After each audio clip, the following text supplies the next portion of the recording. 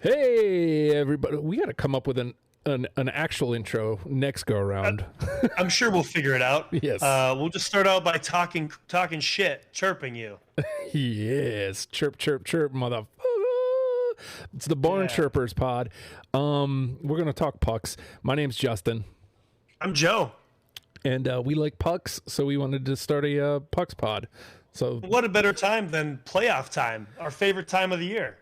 hell of a matchup. Like some of these teams at the beginning of the season, is there, before we really jump in here, because what we're going to do today is we're going to have NHL 23 simulate the playoffs and see, what happens. When you look at the field, is there anybody there that kind of jumps out at you as, man, I can't believe they made it?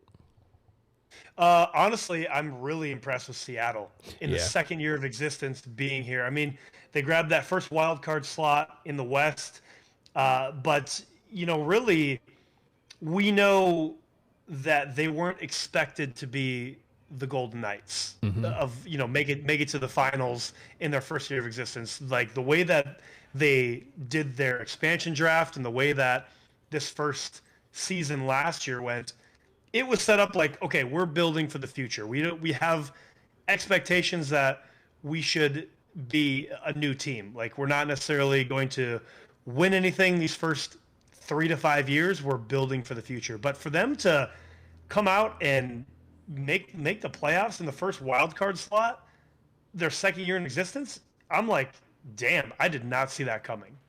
Martin Jones has been a nice little spark there. I know, like I had him early on in fantasy pucks, and then you scooped him up there for a while and rode that horse. Yeah, I had him for most of the season. He got hurt. He hurt his hand, just like a day-to-day thing. It wasn't an IR situation, but I don't remember. It was before our Pucks playoffs started that he got hurt, and I dropped him to get another goalie in there.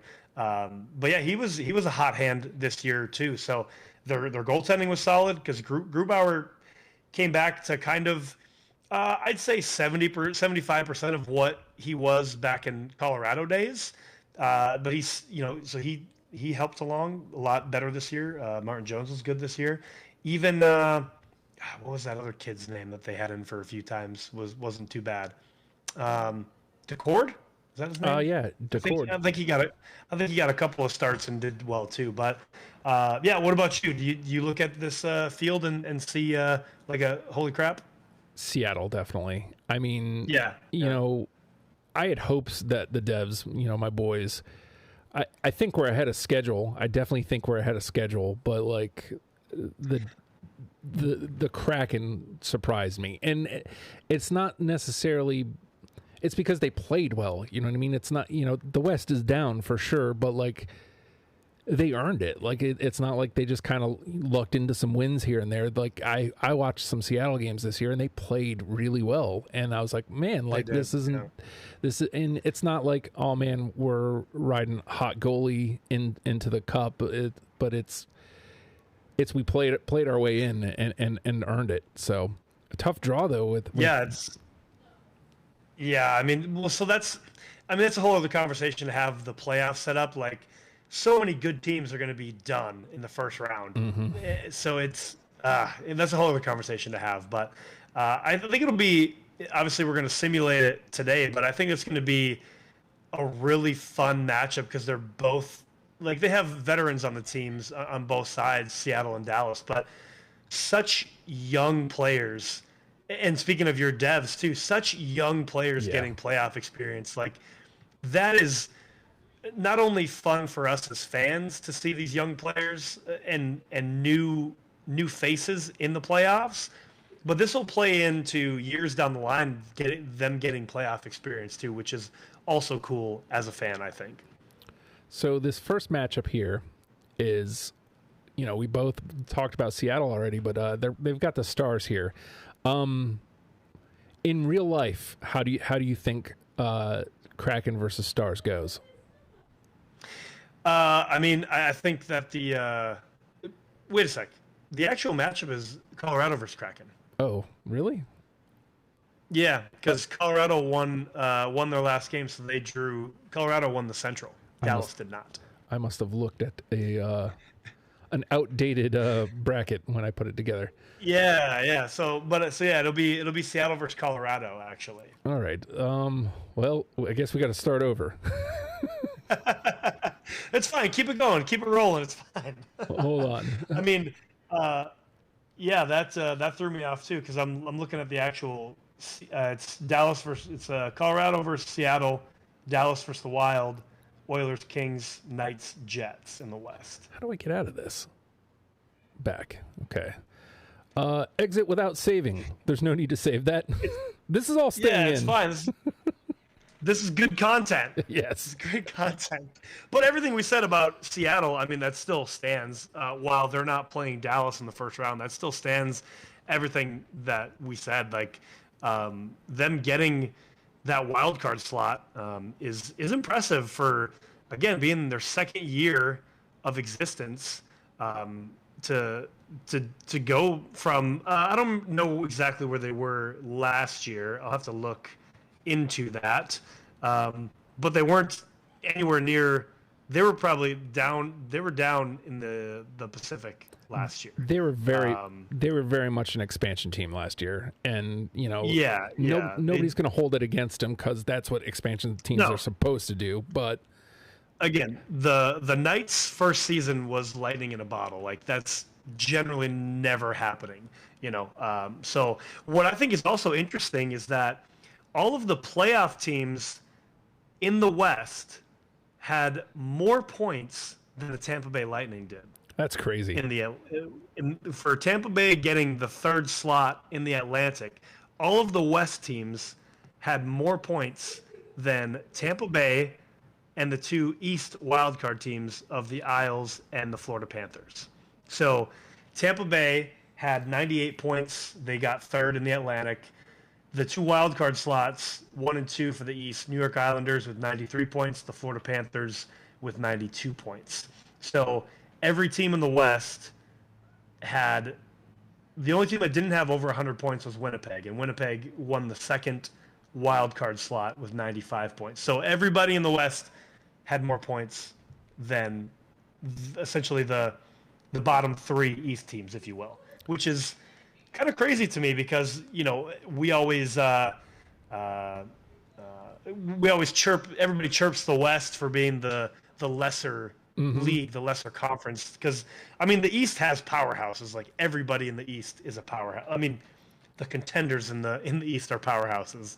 We're not talking about Columbus or Montreal at this point, but yeah, so that's kind of interesting to me that how this year played out. But to that point, I think the West, at least the Pacific Division, even the Central, like Minnesota, Dallas, Colorado, it was a strong West this year. I feel like I think I'd have to look at the actual stats, but I feel like they did pretty well against East teams whenever they went head to head. I'd have to actually look at some. I don't have the stats in front of me. This is great content to talk about stats and not have stats in front of me. But I'll actually look that up real quick while you're setting that up. The actual playoffs that we're doing. I noticed that we've got two matchups that are the same last year as they are this year too. The Oilers and the Kings in the first round, and the Leafs and the Lightning in the first round. I mean, the Leafs and Lightning is pretty much, you could start every year and just count on that the Leafs and Lightning are going to play in the playoffs. Yeah. Let's see. The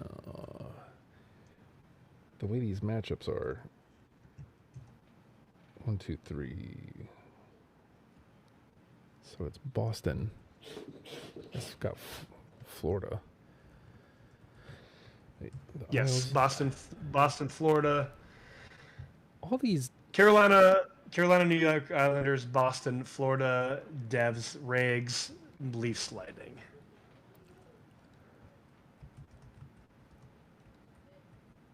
Oy. Well prepared. Hey, that's fine. It's all good. No big deal. Whatever. It's fine. Is there... Okay, so I wanted to say the Devs, though, I do know this, that they were 28th in the league last year, and they went to being second in the Metro. Like, that is, I don't know how many other times that's happened, but they're like, I want to say they're the one of the only teams to ever go from essentially almost last to a playoff team in 1 year turnaround. Like, it's a fast turnaround. Well, and not even that. Like, and this is one of the reasons that Boston being so good this year really pisses me off. Is the Devils had the best record in team history. Yeah. Better than all three Cup teams. And it's just overshadowed because Boston like wrecked everyone. Boston did wreck everyone. But speaking of the Kraken, Yes. they did hand Boston their first home loss of the season this past regular season. So another tip of the cap to the Kraken. Right. And now, so they draw Colorado. Now we got it right. Yeah, now we got it right. It's okay. It's fine. This is good content. Which, I think Colorado has started to figure it out towards the back half of this season. Mm-hmm. But I don't know. I didn't have a great feeling. I think I said on one of the other pods, either Gear Freaks or Grease Pole, I'm not sure which one, but when we had this Pucks talk at the beginning of the year, I think I said Colorado was going to miss. My bold prediction was that Colorado was going to miss the playoffs. Indeed. And of course they won the Central, so I was wrong there. But they aren't really the Colorado of last year, so it's surprising to me that they still won the Central.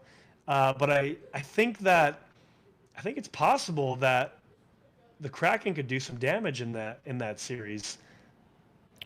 I'm hoping they do, honestly. Like, I would love to see Colorado get bounced.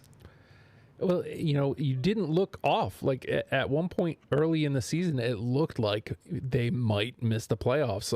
And I mean, they got it together relatively early, and then they really started kind of looking like you said, not Colorado of last year, but Colorado at some point in the season. Well, they started to get healthy again. Like, McKinnon came back, Rantanen stepped up.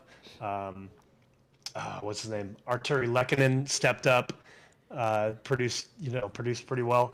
So, but yeah, they just kind of hung around middle ground all year, and then whatever they turned it on the back half to win the Central. But yeah, what's your take there? I mean, we're not really doing picks. That's right. Never mind.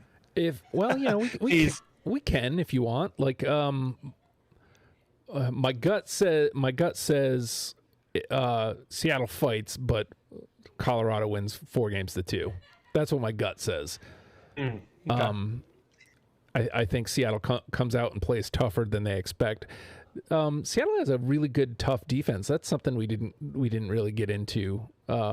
Big Rig, Jamie Alexiak, Vince Dunn. Yeah, like they got some punishers there, and they've got good young forwards who can score.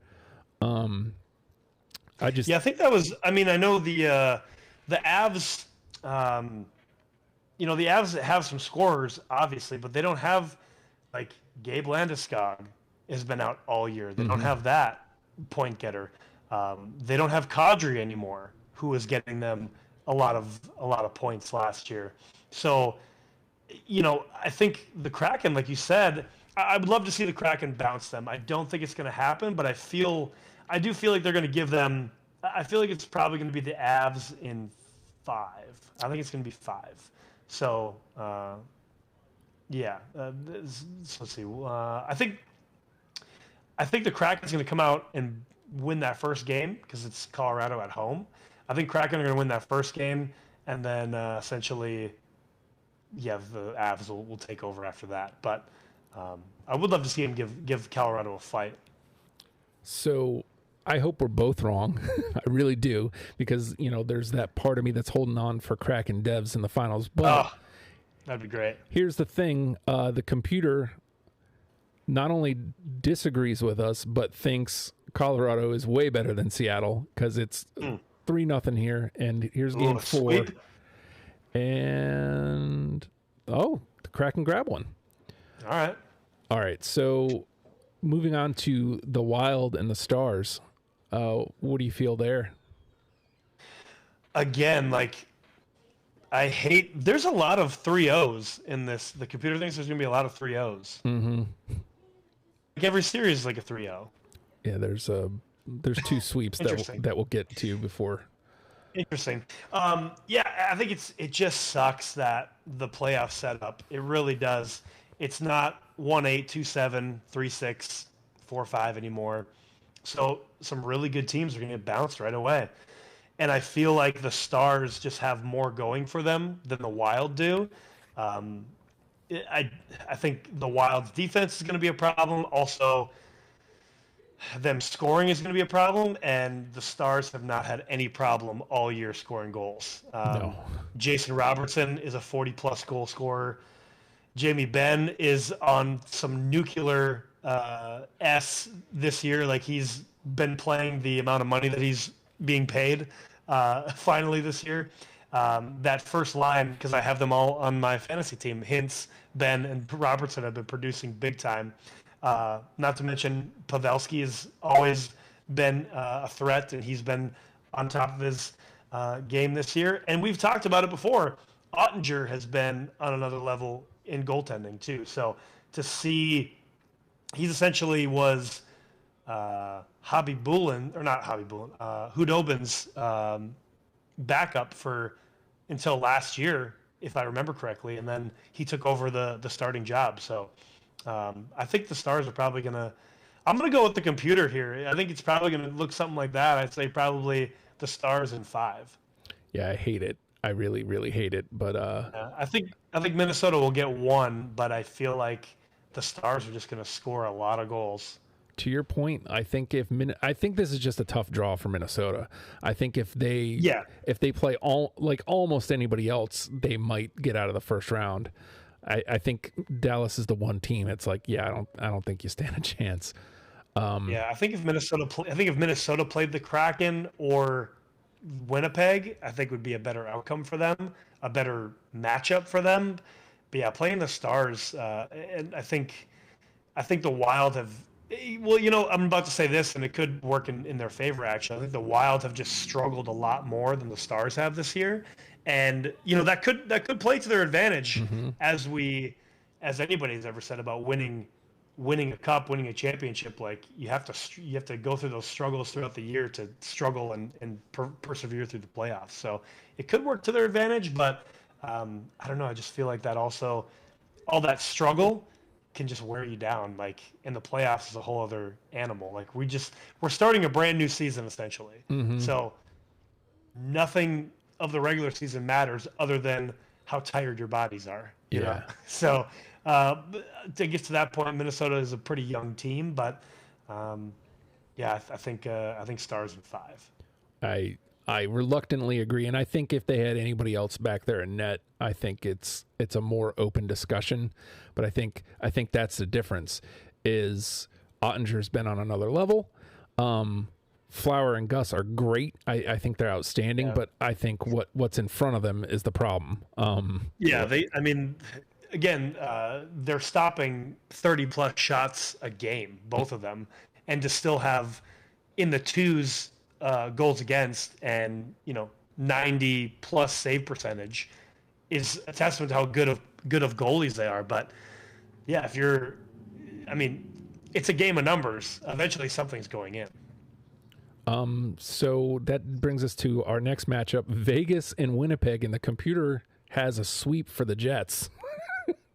Really? Yeah. So Jets sweep, huh? I think the Knights will beat the Jets. Yeah. I don't really. So with the West, I haven't really watched a lot of the West because late games. Like, I'm asleep already.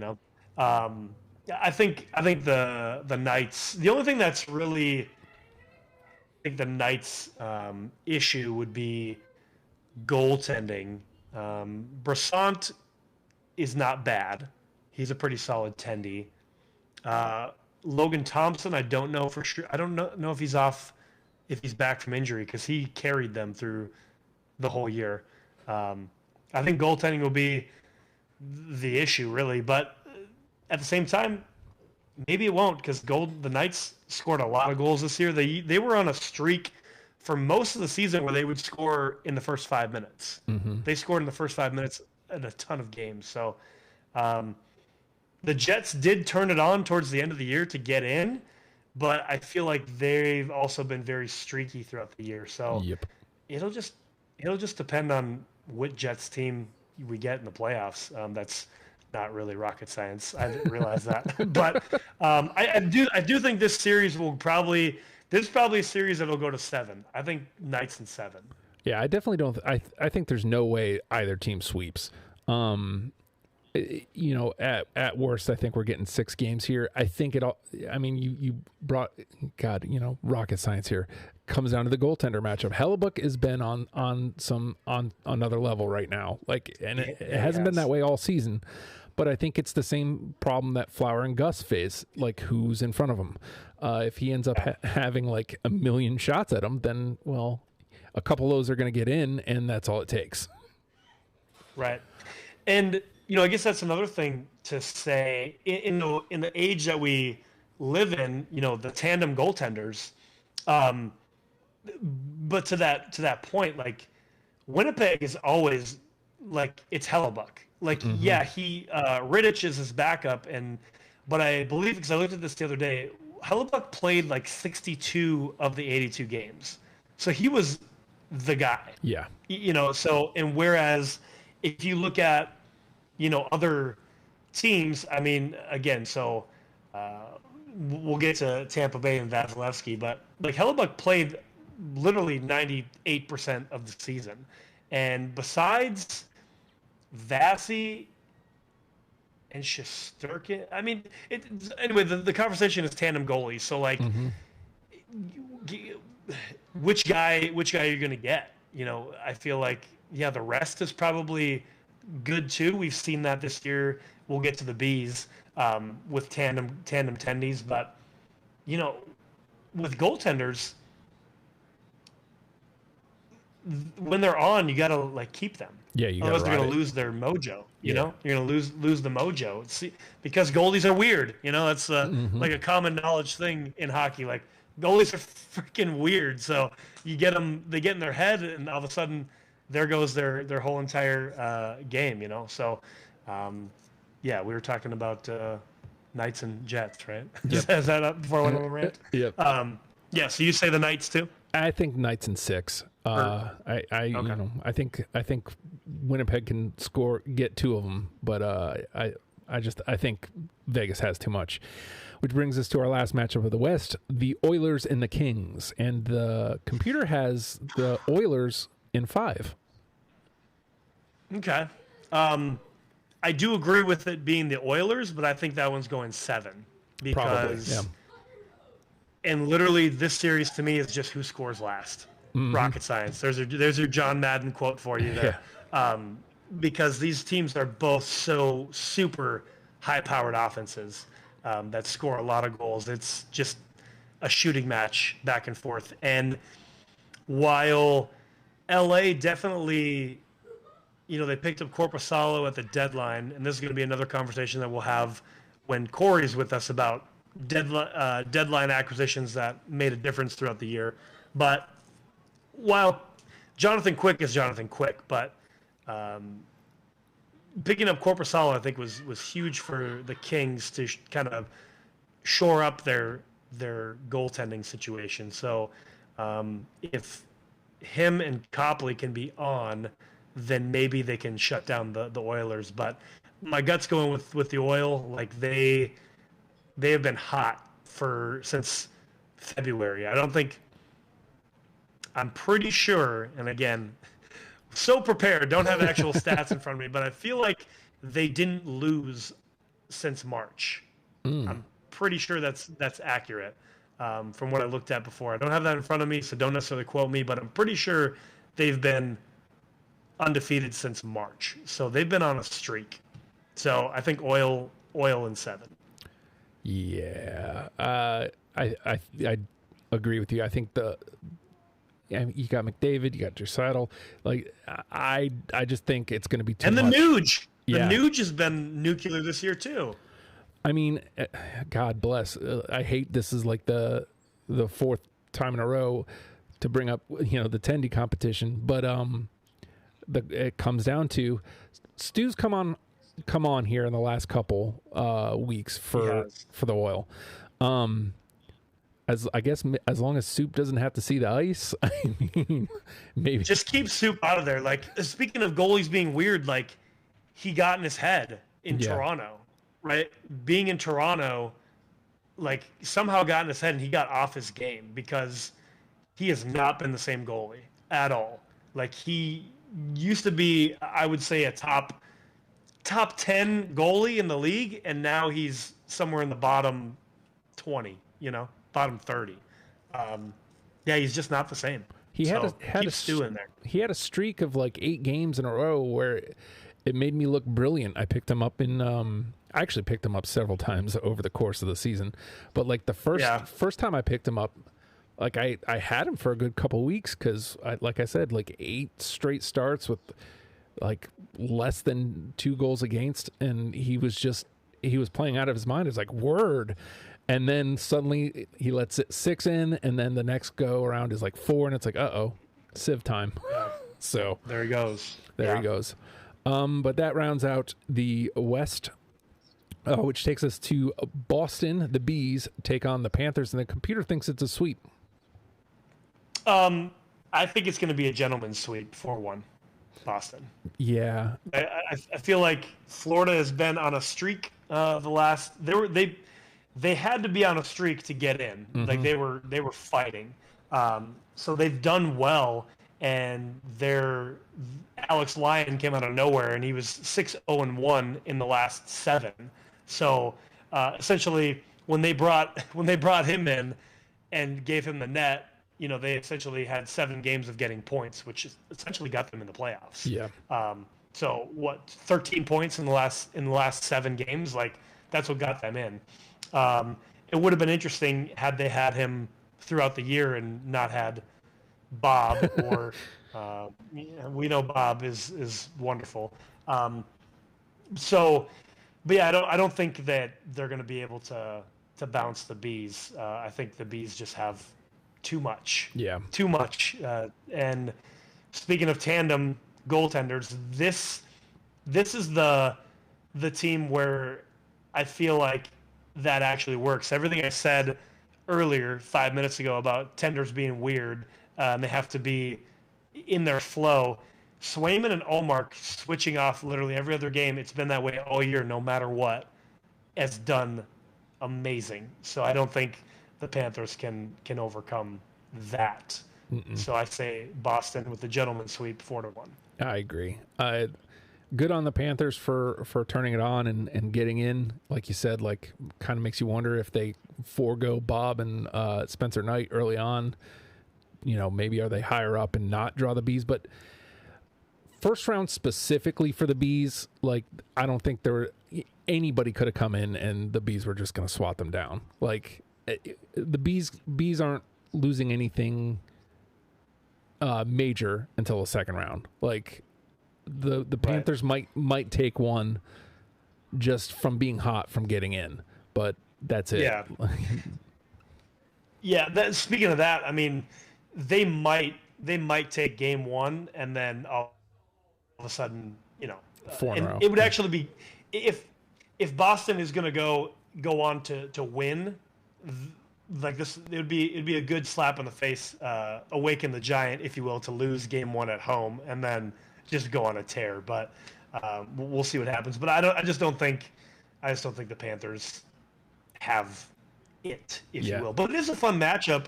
Last year's President's Trophy versus this year's President's Trophy. That's a fun matchup, just in itself. That's fun. So our next matchup, we have the Canes and the Isles, and the computer thinks the Canes sweep 4-0. No. I want to hear your take first, 'cause I'm always going first. Okay. There's no chance it's a sweep. No. It's possible that somehow the Canes eke out a 7-gamer, but my inclination is Isles in 6. Sorokin's been insane this season, and I don't want to see him in the playoffs. They got a lot of young guns. Too many injuries for Carolina. Svetch, like a month ago, goes down, and you already had Patches out, and they didn't make any moves. So there was nobody to step in. That's not true. They brought in Jesse Pugliarvi. Yes. But what an acquisition. Right. With all the names out there, that's who you pull in. But like, I think this is the time where the Isles came on hot, and the Canes are definitely on the down. So I think it's Isles in 6. Yeah. So I'm picking the Isles in 7. I do think it's going to go to 7 because I feel like Carolina will fight back and push it to 7. But yeah, man, like Carolina went from most of the year being a dominant team, and then they got Patches back for 3 games or something, and he went back down. Like that sucks, but that didn't necessarily really affect them, right? Because they were still on a roll. And then I feel like it was only a couple games later, Svetch went down. All of a sudden, dude, what's happening? Okay, they did bring in Ghost too, which was great to put on the back end. Mm-hmm. But still not making a move even before Svechnikov went down. Not making a move with that whatever it was $10 or $12 million with Patch's contract. Like you brought in Jesse Pugliarvi for depth scoring. Jesse Pugliarvi, who listen, he's not the answer, okay? So to make a playoff push and you didn't bring in any depth scoring, like terrible move. And they took the Met, but barely. They buy at 1 point from the devs. Yeah. Right.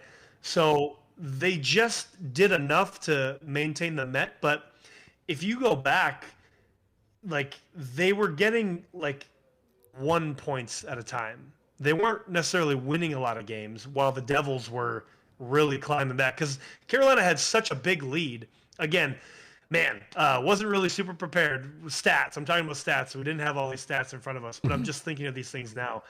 But Carolina had such a lead initially that they didn't necessarily have to win a lot of games towards the back half, whereas the Devils continued to win, right? And Carolina eked it out by 1. So, but Carolina's been struggling. Like I had Aho, Sebastian, funny, both Sebastian Ahos play for opposite teams here, Carolina Hurricanes and New York Islanders. Carolina's Sebastian Aho, I've had him on my fantasy team all year. And this dude, while he ended up being a point-per-game player, he would score 3 to 4 points in one game and then go cold for 4 to 5 games. It was so mind-numbing. I wanted to drop him so many times because of that. And my point is, you don't have Svechnikov scoring the goals. I mean, who's going to score for you? Yeah. Honestly, who's going to score for you? I mean, Burns, they did have, I know this for sure, the Carolina Hurricanes did have the most defensemen scoring for them this year than any other team this year. They had more defense points, or excuse me, more defensemen goals this year than any other team. But you're going to rely on your defensemen to win you a series? Yeah, I don't think so. Not going to happen. So I think they're limping into the playoffs facing a New York Islanders team that had to battle to get in. So, I think the Isles in 7. That was a long-winded answer to say the Isles in 7. Up next, we got the New York Rangers versus the New Jersey Devils, and the computer thinks it's the Rangers in 6. You first, because this is your team, the Devs. Bro, it's not out of the realm of possibility that the Rags win, but there's no way it's in 6. This goes 7. the rivalry itself takes this game to 7. The Devils are, we mentioned this before, they're the best Devils, technically the best Devils team ever, like on paper, 51 wins. Jackie Hughes almost breaks 100 points, 98 points, most in a Devils season ever. Had he not been injured those 20 games almost? Yeah, like there was a short stretch like in March, I think, early March, and then there was a stretch, I can't remember, earlier if it was like, earlier. I think it was like November. Yeah. But yeah, imagine if he didn't, you know. We picked up Timo Meyer, who's been great for us, like not setting the world on fire, but the team has still been gelling. Our third line is producing. This team has no quit. It all comes down to, we talked about tandem goalies early. We got Vitek Vanacek and Mackenzie Blackwood, and good Lord, I hope Blackwood does not see the ice. I love the guy, but his time is done as a Devil, I hope. Schmidt is definitely the future, and Vitek has held it down all year for us. I think as long as Vitek plays well, Devs in 7, God, nothing would make me happier than putting the Rags down in 4. And the last thing I'll say about it is, for as many moves as the Rangers made, I don't think that they got better. I think they only got better on paper. I feel like they've actually, you would think that they'd go on a tear after those moves, and they didn't. They just kind of, I mean, obviously they still made the playoffs, but like, sure, they just kind of maintained. But they get the 3rd spot. Yeah, they just kind of maintained. It's not like they surged. It's not like, you know, we beat them a couple times, I think, since the trades. So I don't know, man. The Rags could win, like I said, based on rivalry alone. But if they do, it's in 7. But my gut says Devs in 7. I definitely agree with you in 7. I mean, this is kind of bearing the lead here when we get to the next one in the East, but I think all of the East games are going to 7 besides Boston and Florida, because the teams are just so good.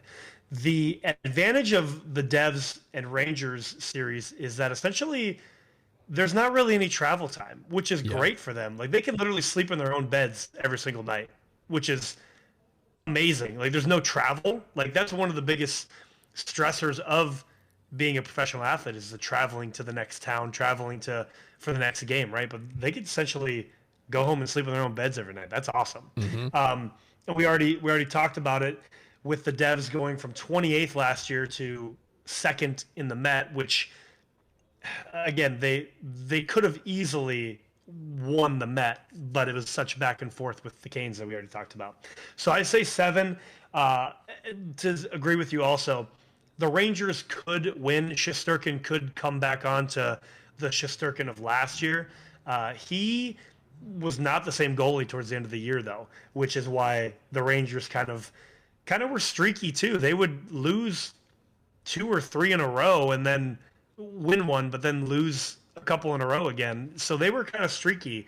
Like you said, adding Patty Kane, adding Vladimir Tarasenko. Not that they didn't do anything, but it wasn't when those trades first were made. I was like, "Damn, the Rangers came to play this year." Right? I think I said that in the group chat, but they didn't really. Like, they were just kind of middle of the road after the trade deadline. And yeah, you would think that they would have really made a push for winning the Met, but they took 3rd. So I hope I'm correct also when I'm picking the Devs in 7, because I think the Devs have more to gain and not necessarily more to lose. Like, they essentially can play with nothing to lose. Yeah, because it's house money for sure. They made such a turnaround from last year, right? They're such a young team that even if they do get bounced, and I hope not, because I like them as a team. I despise New York, and these are your boys too, so I'm pulling for that. But even if they do get bounced, there is no shame in that, because they did something that nobody expected with this young squad. Yeah, so I say Devs in 7. And to hammer, tag on to that last little point before we move on. The they're playing with house money. I said this when you know we started with, you know, anybody who surprises you here. The Devs were ahead of schedule. You know, at least a full season ahead of schedule. The fact just making the playoffs this year was all I was hoping for. To have played this well, and to legitimately, you know, have a go at this thing. We got some veteran leadership in Palat and Holla, and I don't think it's out of the question that they put the Rags down in 7, which takes us to our last East matchup, which is the Toronto Maple Leafs and the Tampa Bay Lightning. Forever. One you can always bet on Toronto versus Tampa Bay in the first round of the playoffs. Forever. You know what? I think this Maple Leafs team is a better team that'll be facing Tampa Bay than any other team that has faced them the past several years. I think Toronto made a ton of moves at the deadline. Yeah. And we'll talk about this at a later episode with deadline moves, but I feel like Toronto is the stronger team here. And Tampa Bay, while they have Vasi, one of the best goaltenders playing right now, but Vasi was not really Vasi like over the last month and a half. Yeah. He was letting in like, you know, over the course of a week, like 7 to 12 goals, which is totally un-Vasi like, right? So like 2 or 3 starts, 12 goals allowed. Like that's a lot for Vasi. And I just feel like, not only because I want something else other than Tampa Bay. I'm sick of seeing Tampa Bay Lightning. I'm sick of it now, right? I'm sick of it. I'll talk about visiting their barn at a later episode when playoffs are done, probably. But I'm sick of seeing them in the playoffs. So I want Toronto to get over the hump finally, because it is such just a joke at this point that they always get bounced in the first round. Like, please win a series. But to that point, I think this is going 7 as well. But I just think Tampa Bay is possibly tired too. They have played literally an entire season more than any other team in the NHL because of how much playoff hockey they've played. So, Toronto in 7. Yeah, I agree. I think Toronto ekes it out in 7. I'm trying to set aside my Lightning bias, and also trying to set aside, like, you know, positive thoughts I have of Tampa, because, you know, I hate their guts, but all 3 of the games against the Devs this season came in like this week stretch, just like a couple weeks back. So I got to actually lay my eyes on the product, and actually watch them play. And I'm just like, man, they are still so fucking good. Like, they are. But I think to your point, I think they're probably just tired. Like, it's a lot of hockey, and to even push to 7 games, I think Toronto has just enough. I think, you know, Sammy had these spots. I think that's what it's going to come down to is if Sammy shows up the way Sammy can show up. I mean, we talked about like 2 weeks ago, twice. Sammy had shutouts going into like the last couple minutes of the game. 6 minutes left against, I can't recall who. I mean, they end up losing the game 2-1, but that's, I mean, still brilliant. They just have the roster, is I guess the point I'm getting at. They have a great defense in front of them who somehow is letting like 30 plus shots a game. Like, I don't understand. You have like, right. Luke Shen wasn't getting ice time. You traded for Luke Shen. He doesn't get ice time. What's happening? And they've got a lot of great forwards. I think they have just enough to put away an aging Tampa Bay Lightning, to not belabor the point. No, yeah, I mean, like, you just to double back on that, like, goaltending is just going to be which Sammy are they going to get, and then not to mention, if Sammy isn't there, who are they going to go with? Murray is, Mr. Mustache. Yeah, exactly, and I mean, the other two Jet Alexander, who's played one game, Yeah. and then Wool? Joseph Wool. Yeah. Like, I mean, he played 7 games, was 6-1, but that's not really a big sample size either. So it'll be interesting. But yeah, Hopefully for the Leafs, Sammy is Sammy. So the this is where we're going to take the turn here. The computer has Winnipeg and Colorado, but we had what would be Vegas and Colorado. right. How do you think Vegas, Colorado goes? Yeah, it's. I mean, if it does end up being Vegas, Colorado, I think Vegas ekes it out.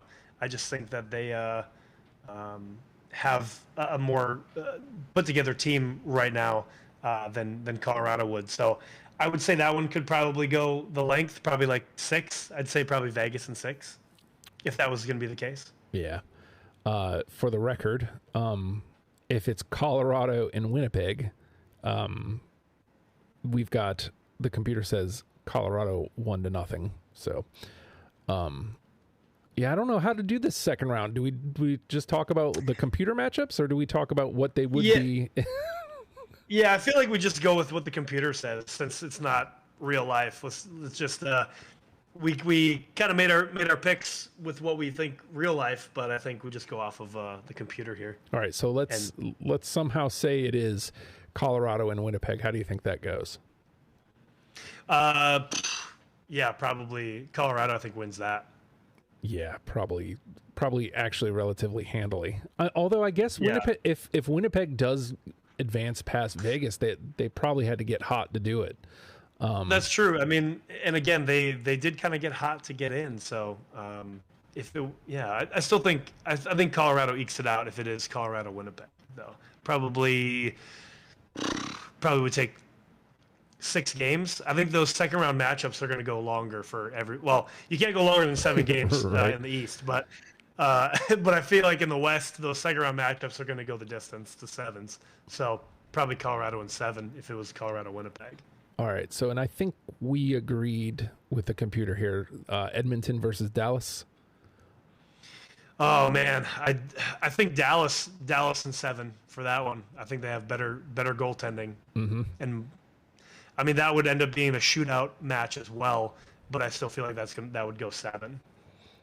All right. I agree. Over to the East, it's the Bees and the Rags. If that was the case, still Bees. That would probably go 7 as well. Yeah, hard to disagree. And then last but not least, Canes and Leafs. If it was Canes and Leafs, oof, I mean, a lot has to go right. A lot would have to go right for that. But yeah, if the Canes got that far, that one, you know what? My gut would still say 7, but if Toronto actually did beat the Lightning and got out of the first round, I feel like they could sweep the Canes. Yeah. Yeah. I feel like momentum, it would be. I'll say this: if it was Toronto and Carolina in the second round, I think Toronto again in the gentleman's sweep 4-1. Yeah, I feel like it would be a Caps situation in 2018. They finally got over the hump and beat Pittsburgh, and then they handled the Vegas Knights 4-1. So I think it'd be the same kind of situation. Yeah, I don't know that I can disagree. I mean, the Canes would have to put the Isles down. They would have had to get it together, but would they have had to use all their gas to do it? Is the question. Right. And like you said, I think Big Mo is obviously on Toronto's side, getting over to like that's monumental. So, yeah, I think. I'll give the Canes one more game. I'll go Leafs in 6. So let's see. The computer had the Avs in 6, or I'm sorry, Okay. Avs in 7, Leafs in 7 as well. But now it's down to Edmonton and Colorado in the West.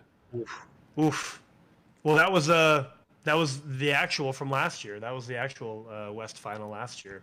Um, that's a, that's a 7-gamer. Yeah. And I'd give it to Edmonton. Man, Edmonton in 7.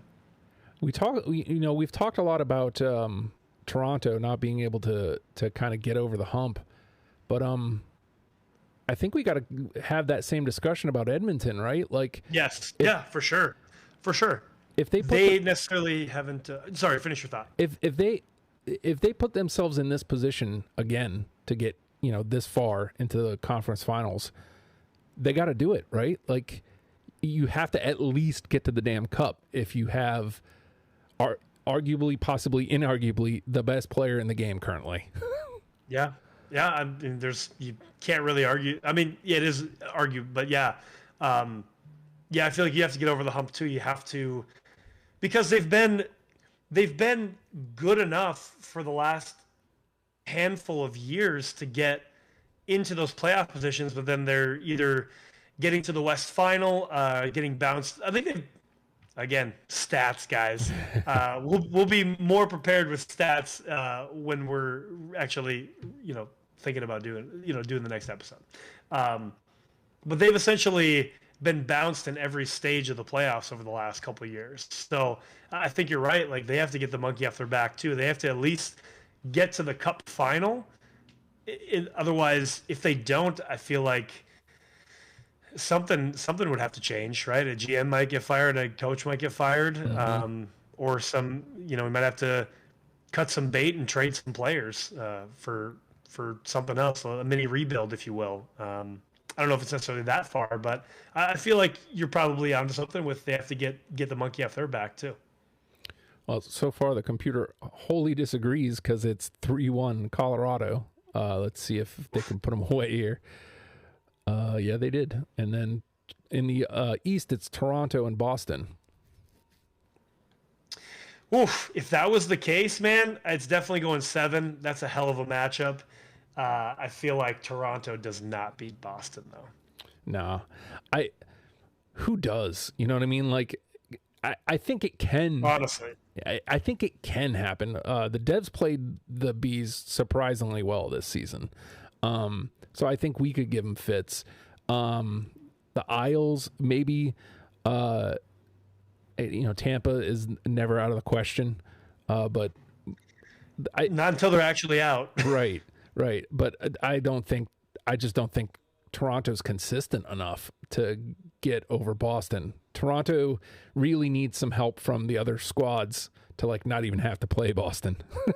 Yeah, honestly, if they didn't have to play Boston at all, would be if Toronto can get past Tampa Bay and somehow Boston gets bounced by the Florida Panthers, right? Mm-hmm. That would be their best case scenario. If that did happen, Toronto could definitely go on to the Cup final, 100%, because they would play so it's Colorado, Boston. In this setup, I'd still give it to Boston, probably in 6 from what seems to be going on in the computer simulation. Yeah.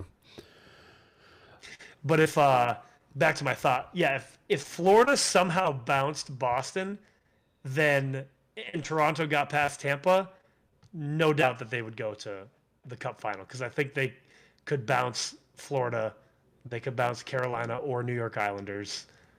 Yeah, that would be interesting. But yeah, I think you said best case scenario, they don't have to play Boston at all. Yeah. They've given the Leafs have given the Devs trouble all season. Like, I can't remember. At best, it's 2-1. I think we beat them early in the season when we were on the tear.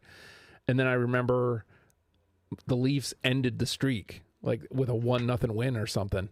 And then a couple weeks ago lost 2-1, I want to say. So I think Toronto actually matches up well with almost every team in the East except Boston. Right. Yeah. I mean, again, this will be a later episode of deadline acquisitions, but man, they stacked. They acquired so many defensemen. They acquired so many players that they can't even dress everybody every single game. That's how many pieces they acquired. other than goaltending. They Yeah. didn't really. Yeah, they didn't really do. They didn't do anything about goaltending. So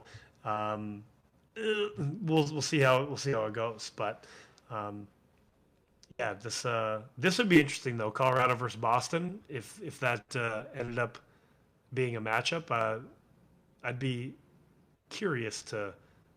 Well, we're seeing it right now, simulation wise. Yeah, simulation says it's 3-1 Colorado. I know. Yeah, that's. Oh, so That- Colorado won. Yeah, Colorado won 4-1. So no. They're saying. No. Yeah, that's you're wrong. You're wrong, NHL 23. Sorry. But that the only way that would happen is if all of Boston's series went 7 games and guys got injured. Yeah. Yeah. Like the big pieces. And I'm saying like Pasta. Olmark and Swayman got injured and they have to use like an AHL goalie. Yeah, it's yeah, that wouldn't happen. But hey, it was fun. It was fun to go through it. Pasta's been on one too. Like again, you hate to give the Bees respect, but this is one of the few times where like if they win out, like obviously I'm gonna be mad because my boys didn't make it, but like a season like this, yeah, I mean the only right thing is for them to win. Like, yeah, I mean they literally made history. Yeah. So it kind of that'll be the interesting thing. Again, we're not it's not rocket science, or call me John Madden for a moment. If they don't win, it's a failed season. If they don't win the cup, it's a failed season. Absolutely. Because you did all of this and you blew it in the most important time of the year. So what did it mean? Absolutely nothing. You spent a bunch of money to get some pieces, and you didn't win the cup. So you got to win the cup. So it'll be interesting to see if they do, because if they do, like, well, yeah, it makes sense. If they don't, I will be like, dude, sitting with popcorn, like I'm here just for the comments. You know what I mean? I'm here to see what happens now. Like, what happens to that team. So I think for me, just in general, like this playoffs will be very exciting because, we got some new blood in the playoffs. We haven't seen Winnipeg in the playoffs for a couple of years. The Kraken obviously have never made the playoffs. That's fun and exciting. Seeing Dallas, this version of Dallas Stars in the playoffs, I think is exciting to me. And to see the devs, is exciting. Everybody else is kind of normal, like we get every year. But those pieces are definitely exciting to see. And to close it out, two things. Number one, if the Bees lose, I think it all also to you're 1,000% right. It's cup or bust for them, but it'll be interesting to see who is the one who can put 4 games in a row together, or just 4 games together to beat the Bees. So it'll be interesting to see who's able to do that, and do they become the favorites? Because again, I think that just kind of depends on where in the tree that happens. Right. Because I could see the Avs beating the Bees. It's definitely not a 4-1. That's a 7 gamer. Like you said, like some things had to go wrong for Boston to, get to that point. Yeah. But it's all about the when. And then to your point, like if they lose, is it Pittsburgh? Like now Pittsburgh didn't make the playoffs, but they missed the playoffs for the first time in 16 years. And it's like immediately everybody's gone, just gone. Yep. Yeah. Yeah. Just so yeah. It's I think there's a lot of I think there is a lot of implications that'll happen after this playoffs is done, which is great that we're starting this Barn Chirpers podcast at the right time, because there'll be a lot to talk about when in the off season for this specifically the playoff teams. I just feel my mind is going right now with all the implications of all these teams in the offseason, because obviously there can only be one. John Madden again. There can only be one winner. So depending on where those pieces fall, right, could have a lot of implications on these teams. Like, I guess to kind of in the closing statement, if you will, cup or bust. Well, for Toronto, they just have to win a round. I think that's successful, right? Yeah. If they get out of the first round, that's success. So if they do that, probably not much will change. New Jersey getting however far they get, I think no matter. Sorry, not even going to put New Jersey in that because they're playing with house money, like you said.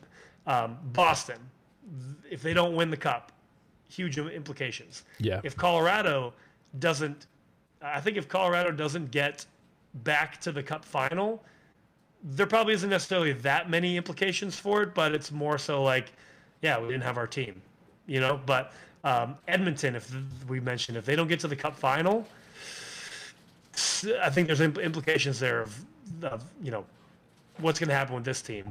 I guess there's really, honestly, now that I really think about it, there's really not that much. It's those three that are really the implications. Other than that, there's not really that much. So I lied. There's not really.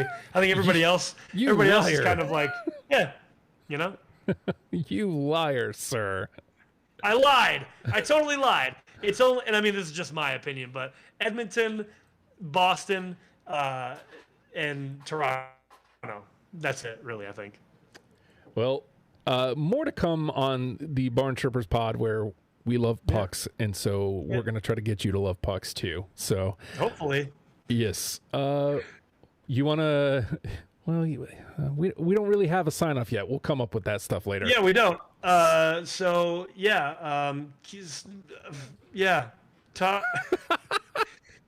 soon-ish. Talk S, get hit. I don't know. Ooh, I don't hate that. Yeah, we'll figure it out. Bye. We'll figure it out.